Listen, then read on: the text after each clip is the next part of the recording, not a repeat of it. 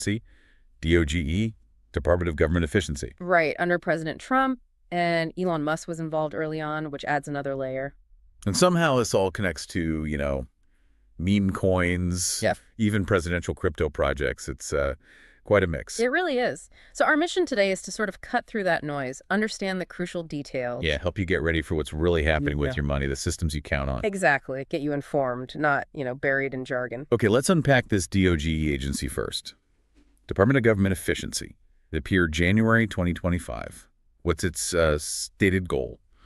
And where did this whole model come from? It feels very aggressive. Well, the core idea, it's not just small changes. It's a really radical shift. They want to redefine government's role. The mandate was pretty clear. Dismantle key parts of the federal government. Target what President Trump calls federal waste. And the aim, balance the federal budget, which, hasn't happened in 24 years. And the model itself.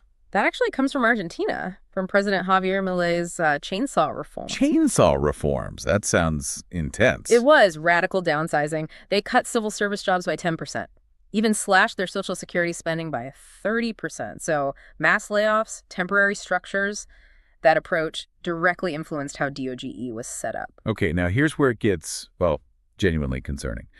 The whistleblower, Charles Borges. He was the Social Security Administration's chief data officer, right? Yeah. And alleged a massive data breach.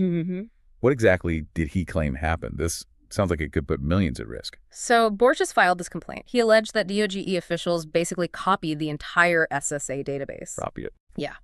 Containing records for, over 300 million Americans. Highly sensitive stuff. Personal financial info. And they copied it onto, get this, a vulnerable cloud server with apparently no security oversight. No oversight. What kind of data are we talking about? Everything. Social security numbers, obviously, addresses, citizenship status, parents' names, even health diagnoses, banking records, income details. It's all in there. Wow. So Borges warned about, widespread identity theft, people potentially losing health care, food benefits, and the huge cost if the government had to reissue Social Security numbers for everyone affected. I mean, the mind boggles. That is a staggering claim. Just huge. So how did the SSA officially respond? Did they confirm or deny? Well, the SSA, through their spokesperson, Nick Perrin, said that they review all complaints seriously. Standard stuff. They stress that personal data is stored in secure, walled-off systems, not connected to the internet. Okay, so trying to reassure people. Right. But, considering Borges' specific claim was about data being copied to a vulnerable cloud server, it kind of leaves this critical question. Did their reassurance actually address the alleged security lapse itself, or just talk about their normal systems? Yeah, that's a key distinction. And this isn't just about Social Security, is it? DOGE's actions have wider ripples. Absolutely. How does this affect U.S. credibility, say, on the global stage? Well, if you look at the bigger picture, the Institute of Geoeconomics pointed this out. They highlighted that DOGE's whole approach, especially shutting down 83% of USAID programs, it risks undermining U.S. credibility. 83%, that's huge. It creates a leadership vacuum, and, some argue China is more than happy to step into that gap. The concern is that this kind of extreme government downsizing could destabilize the international order. It's a really stark contrast to, say, reforms in Japan back in the 80s, which focused on efficiency without, damaging national interests or global standing. And what about the tech side of things? The actual know-how for these massive, complex government systems. There was some pushback from tech communities, wasn't there? Especially about Elon Musk's early role. Oh, definitely. Musk, who initially led DOGE, he got quite a bit of criticism, specifically from the Reddit RSQL community. The database folks. Exactly. They basically said he seemed to misunderstand how these critical government databases actually work. Many are built on older languages, like COBOL, SQL, foundational stuff. Right, not exactly the latest Silicon Valley tech stack. Not at all. These are complex, deeply embedded systems. You need specialized kind of legacy expertise to handle them properly. The Reddit community described his approach as recklessly spray firing and spewing bullshit. Their words, not mine. Ouch. And jumping to conclusions about fraud, they pointed out that audit programs to catch fraud have existed for decades already. Right. And Musk had opinions on Social Security before this, didn't he? He did. He previously called it a Ponzi scheme and made these, unsubstantiated claims about $700 billion in entitlement fraud. Okay, let's pivot to the direct impact on people's wallets. For many listening, The biggest, most immediate change is how they get their Social Security money. Let's talk about that September 30th, 2025 deadline. What exactly is happening? Why is it so critical? Right. So this date, September 30th, it marks a hard stop for paper Social Security checks. No more checks in the mail after that. Correct. If you're still getting paper check, you have to switch. Before that deadline, your options are direct deposit into a bank or credit union account or signing up for a Direct Express debit card. And the reason given is? It's framed as fighting fraud. The official line is paper checks are like 16 times more likely to be stolen or lost compared to electronic payments. 16 times, okay. So the stated goal is faster, safer, more secure. But it definitely requires people to take action. Millions of people. Right, you have to be proactive. Now, another one that's stirring things up, the overpayment crackdown. Ah, yes. Contentious is a good word for it. What exactly is DOGE doing here? How's it affecting folks who might not even know there was an error years ago? So the system is now actively trying to recover about $23 billion in past Social Security overpayments. $23 billion, that's a lot of mistakes. It is. Money that went out incorrectly, sometimes years back, and was just never clawed back. Now, the aim is officially to protect the trust fund. But the methods, they've caused a lot of debate. How so? Well, as of April 25th this year, they did reduce the default withholding rate for new overpayments. For retirees and people on SSDI, disability insurance, it went down from 100% taking your whole check to 50% of the monthly benefit. Okay, 50% is still huge, but better than 100%. Right, but for SSI overpayments, supplemental security income, that rate stays at 10%. But the real issue is hitting people with these unexpected, sometimes massive bills for past errors. We saw examples like a 23-year-old suddenly told they owe $14,000 for benefits they received as a child. As a child, how can that happen? Exactly. They had no control over it then. It just highlights how these big efficiency pushes can have really personal, sometimes deeply unfair impacts. People burdened by old bureaucratic mistakes. Beyond the payment methods and these overpayments, there's also been shifts in, well, who qualifies and just how the SSA operates day to day. It sounds like a really broad overhaul. It really is. One significant change is tightening the rules on immigrant eligibility. The directive is pretty blunt. If you did not pay in, you don't get to take out. So reserving benefits for those who paid FICA taxes? Essentially, yes. Yeah. Focusing on American workers who've contributed through FICA taxes, that's what funds Social Security and Medicare. And operationally, what's changing there? DOGE has pushed for SSA staffing cuts.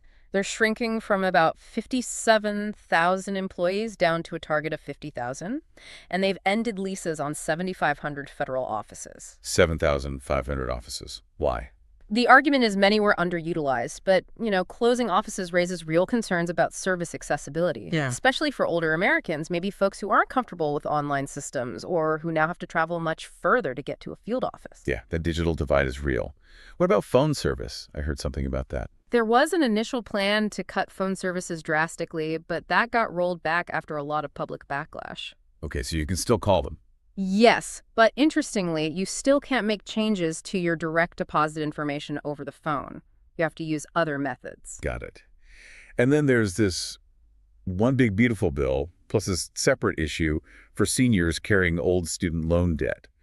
How do these fit into the financial picture for older Americans? Right. It's kind of a squeeze from multiple angles. The one big beautiful bill that passed the House, it doesn't eliminate federal taxes on Social Security benefits, despite maybe some confusion on that. Okay, so taxes on benefits remain. Yes, but it does offer a temporary increase to the standard deduction specifically for people age 65 and over.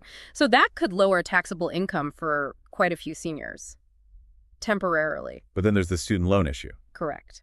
Separately, starting back on May 5th, the Department of Education restarted collections on defaulted federal student loans. And they can do that by withholding tax refunds and even Social Security benefits. Wow.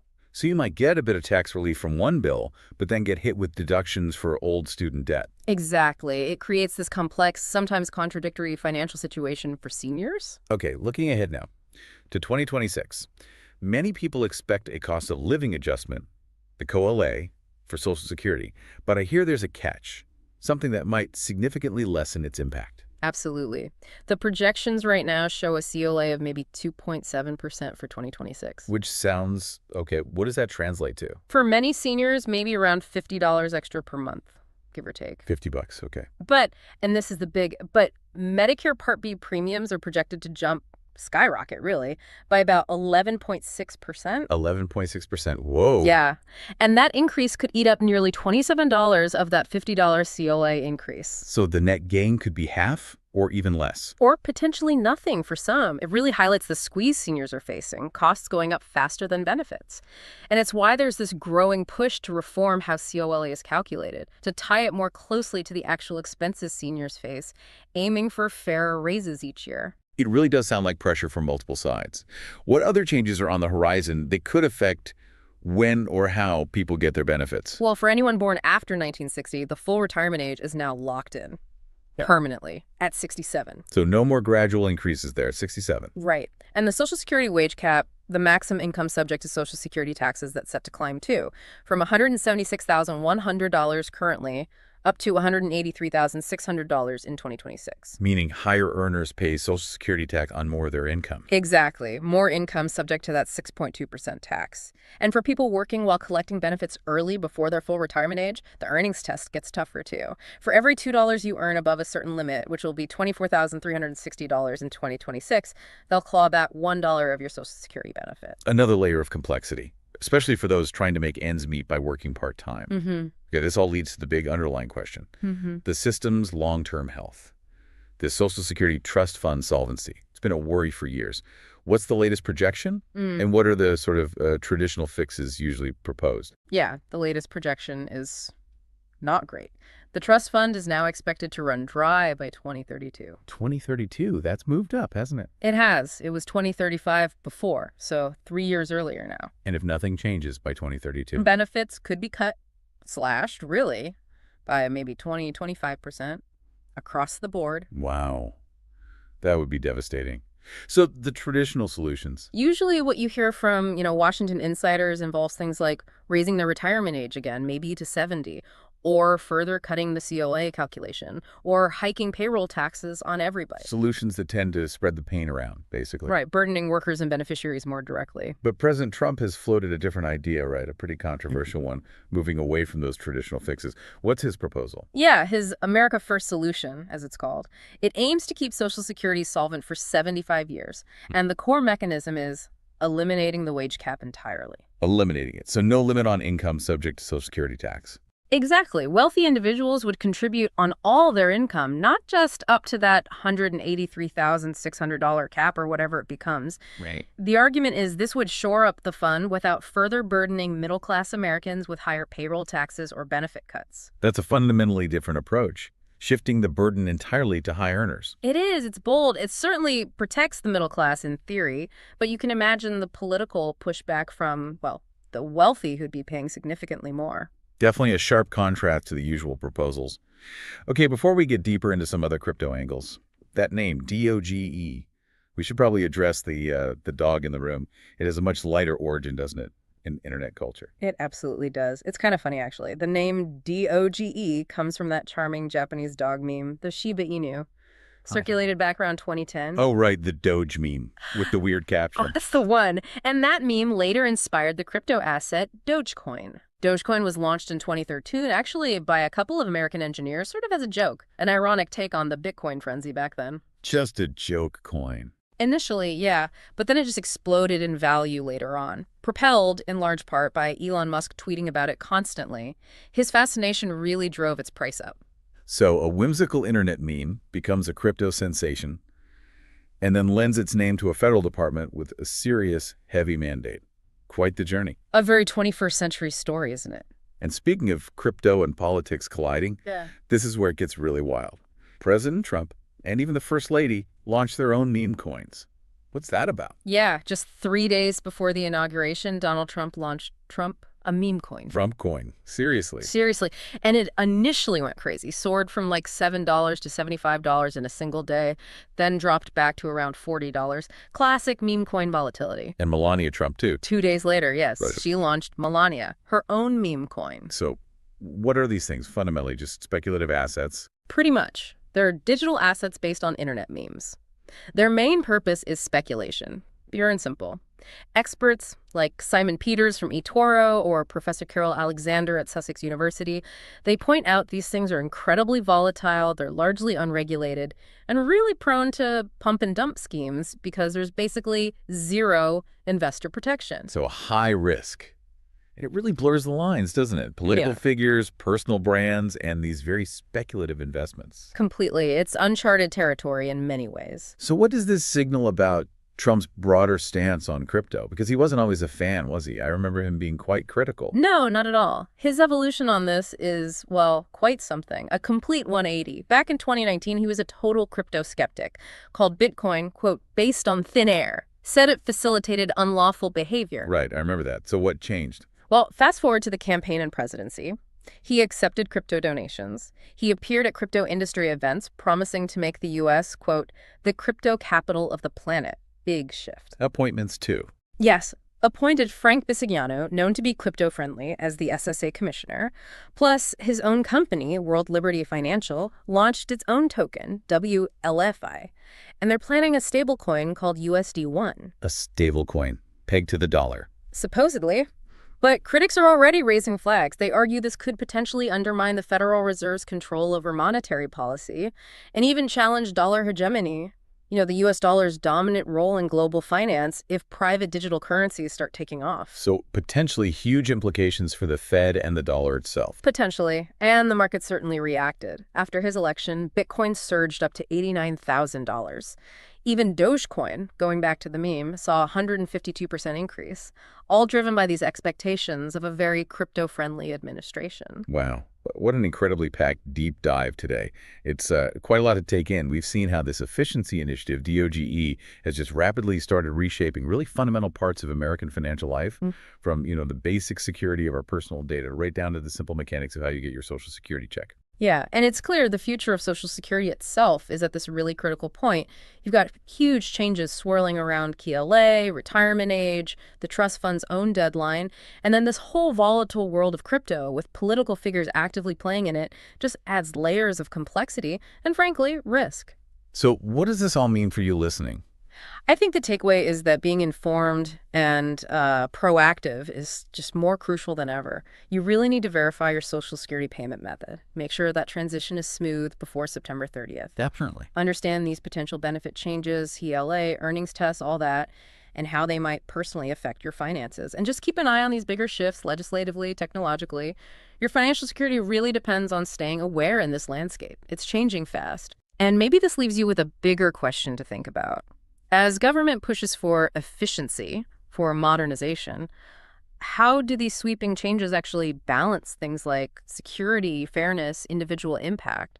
And what does it all mean for our trust, in our governmental institutions, our financial systems? It's something worth mulling over, I think, long after we finish talking. That's a great point to end on. Thank you for joining us for this deep dive here on Financial Area. We'll be back soon with more insights to help you navigate your financial world. Welcome to Financial Area. I'm Paul. And I'm Rachel. Today, we're taking a deep dive into some really seismic shifts happening right at the core of U.S. financial security. Yeah, big stuff. We're talking Social Security, the push to digital payments, all that. And these ambitious, maybe controversial reforms driven by this new agency, DOGE, Department of Government Efficiency. Right, under President Trump, and Elon Musk was involved early on, which adds another layer. And somehow this all connects to, meme coins, even presidential crypto projects. It's quite a mix. It really is. So our mission today is to sort of cut through that noise, understand the crucial details. Yeah, help you get ready for what's really happening with your money, the systems you count on. Exactly. Get you informed, not, buried in jargon. Okay, let's unpack this DOGE agency first. Department of Government Efficiency. It appeared January 2025. What's its stated goal? And where did this whole model come from? It feels very aggressive. Well, the core idea, it's not just small changes. It's a really radical shift. They want to redefine government's role. The mandate was pretty clear. Dismantle key parts of the federal government. Target what President Trump calls federal waste. And the aim, balance the federal budget, which, hasn't happened in 24 years. And the model itself. That actually comes from Argentina, from President Javier Milei's chainsaw reform. Chainsaw reforms? That sounds intense. It was radical downsizing. They cut civil service jobs by 10%. even slashed their Social Security spending by 30%. So mass layoffs, temporary structures, that approach directly influenced how DOGE was set up. Okay, now here's where it gets, well, genuinely concerning. The whistleblower, Charles Borges, he was the Social Security Administration's chief data officer, right? Yeah. And alleged a massive data breach. Mm-hmm. What exactly did he claim happened? This sounds like it could put millions at risk. So Borges filed this complaint. He alleged that DOGE officials basically copied the entire SSA database. Copy it. Yeah. Containing records for, like, over 300 million Americans. Highly sensitive stuff. Personal financial info. And they copied it onto, get this, a vulnerable cloud server with apparently no security oversight. No oversight. What kind of data are we talking about? Everything. Social security numbers, obviously. Right. Addresses, citizenship status, parents' names, even health diagnoses, banking records, income details. It's all in there. Wow. So Borges warned